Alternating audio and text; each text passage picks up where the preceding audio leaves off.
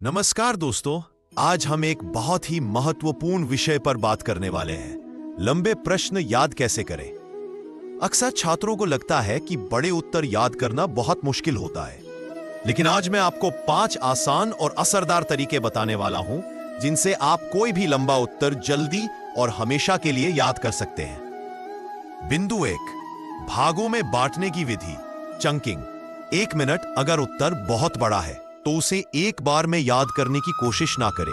उसको 3 से 4 छोटे छोटे हिस्सों में बांट दीजिए। भूमिका, इंट्रोडक्शन, मुख्य बिंदु, उदाहरण, निष्कर्ष। पहले हर हिस्से को अलग अलग समझकर याद करें।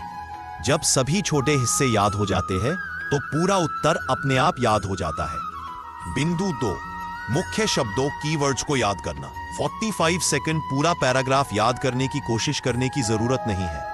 बस उत्तर में से महत्वपूर्ण शब्द, तारीखें, नाम और मुख्य बातें चिन्हित कर लीजिए।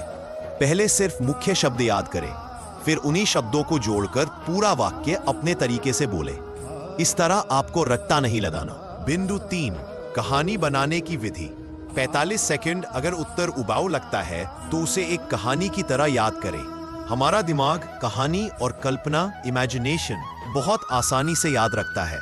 इतिहास पढ़ रहे हैं, कल्पना करें कि आप उसी समय में मौजूद हैं। विज्ञान पढ़ रहे हैं, सोचें कि आप खुद प्रयोग कर रहे हैं। जब उत्तर कहानी बन जाता है तो याद रखना बहुत आसान हो जाता है।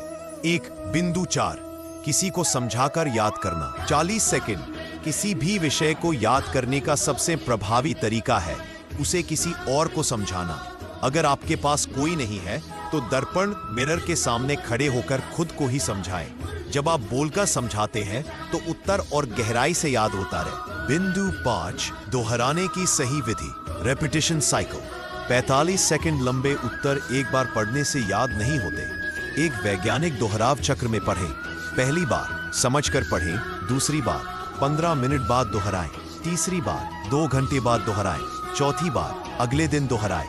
इस चक्र का पालन करने से उत्तर दिमाग में पक्का बैठ जाता है। समापन 20 से 25 सेकंड। तो दोस्तों, ये थे 5 सरल और प्रभावी तरीके जिनकी मदद से आप कोई भी लंबा प्रश्न जल्दी, आसानी से और लंबे समय तक याद रख सकते हैं। अगर आपको यह वीडियो उपयोगी लगा हो तो इसे लाइक और शेयर जरूर करें, और हाँ, कमेंट में बताइए कि अगला विषय कौन सा होना चाहिए। धन्यवाद।